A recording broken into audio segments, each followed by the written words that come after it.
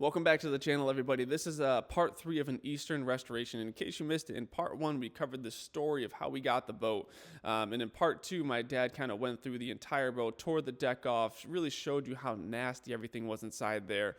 He fixed some small holes, some larger holes. He fixed some holes on the transom. So if you want to go back and take a look at that video, I'll link it in the description. But here we are on part 3. You have my dad mixing some structural repair putty. And basically, he sanded down this entire inside of the deck here, and it took him, I don't know, 12 hours or so. He said he's really proud of this tool. So this tool is going to go up on the edge of the deck and really create a nice radius of that structural repair putty so that the chop strand and 1708 have something to bind against when it goes on that strong angled edge. So right here he has this chop strand that's pre-cut, and he's just coming in the boat right now with some 1708 that he's going to cut as well. So the whole plan for this section was more of a trial to put down the structural repair putty. This is his first time glassing, so he's kind of working out the kinks here, and I know if I was in his shoes, I would be doing the same thing here. And a little trick that he learned from Joe Buskin was to tape the roller, so that way when you pull the tape off the roller, there's no fuzzies that get stuck in your resin. So here he is laying down his first layer of chop strand on top of the resin. And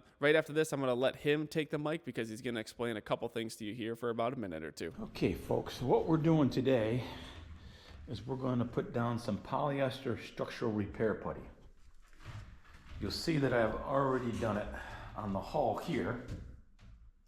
And what we're trying to do is, where they had the old bulkheads laying down through here, these were the old stringers.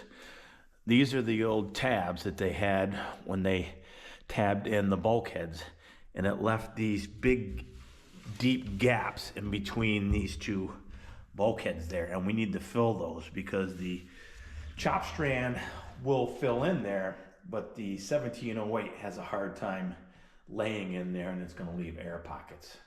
All right, you heard it from him right there. So let's go see what he's done. But you can see I had to fill in that spot there, and then some of these here, and then that spot up there. Problem is, you got to keep getting out and mixing more and mixing more and mixing more. So now we should be good on the port side of the boat. Everything should be filled in. So tonight we finished doing all the structural repair putty on the bottom of the boat, on the hull. You can see the light colored stuff is the stuff that I just finished top coating everything. Now the fun part begins. That's all got to get sanded down. And then I got to take some finishing resin, polyester finishing resin, and float the whole thing with the finishing resin, sand her down, and then we're going to start glassing the hull. So as you can see, my dad's now just acetoning the whole boat, getting it ready for resin and chop strand 1708. And a lot of people, I bet, are thinking, you know, why didn't you just fair out the entire bottom and just make it easier? Well, the fairing compound doesn't have any structural components to it, and we want to make this hull as strong as possible and last as long as possible. We are not doing what the previous owners or boat builders were doing. We're using plywood in there. We're going to use Coosa board. So my dad just wants to do everything correctly, and that's exactly what you see him doing here. So now he is working on the stringers. He has this little, I don't even know what that bit is called, but he's basically going to make that hole right there, and then the male version on the other end that's going to connect the stringers together so we can run a template for the bottom of the board. And I'll let him speak to you about the template and what he's going to do next. Take a chalk line to the top of the plywood there.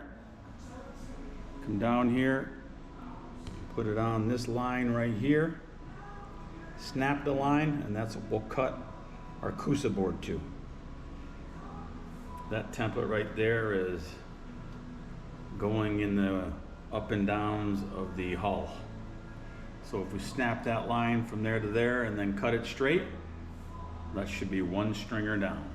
All right, so it looks like the stringers are just being placed in right now. He etched the whole bottom of them so that they go to the contours of the hull.